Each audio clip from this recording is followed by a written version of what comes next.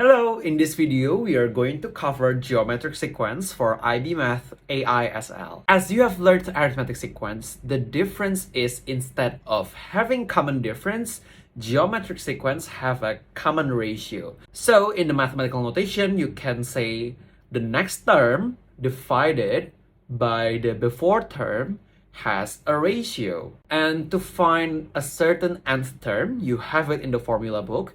It is un equals to first unit multiplied by the ratio power n minus 1. The trick here is to remember that the addition of these numbers will become n. Let's say if I have u8, then it is u1 multiplied by r power 7.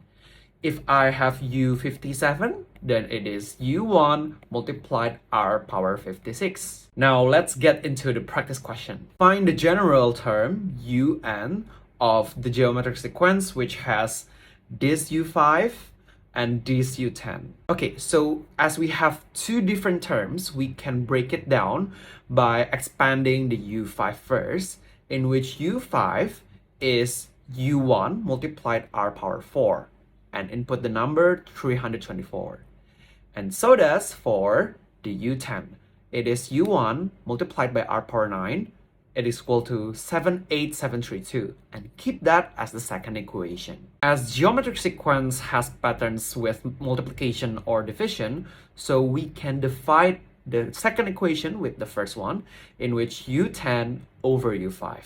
So writing all the equation and also the numbers, and we can crisscross the u1 with u1 and process these number with our GDC.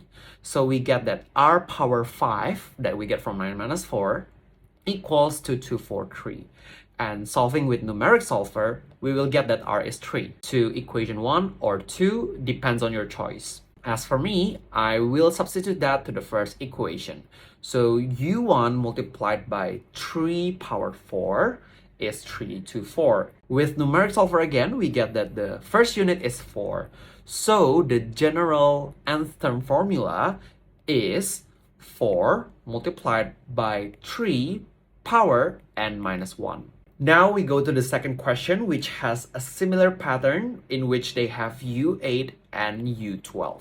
We can start by expanding the 8th term, which is unit 1 multiplied r power 7, input the number, and so does the u12.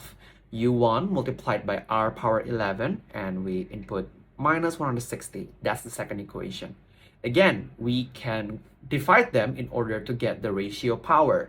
So u12 over u8, writing the expanded form and also the numbers. And we can do crisscross, in which u1 with u1. After that, we can also crisscross the negatives and the zeros behind. So we have r power 4 equals to 16. Now we need to see that when we have an even power, there will be two solutions, which is the negative and also the positive. So write that we have possibilities, which is positive and negative too.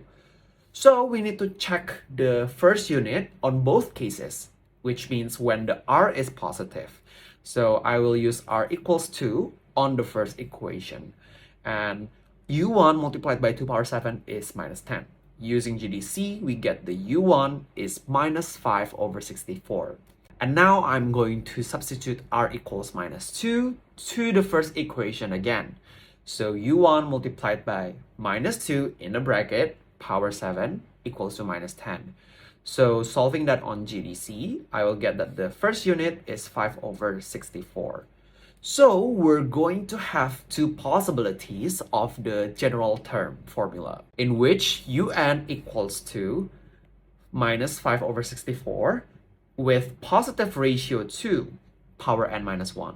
Or we have the positive first unit, in which it is 5 over 64 minus 2 power n minus 1. If you have any math questions, just send me down here, and also for more tutoring, click on the link below.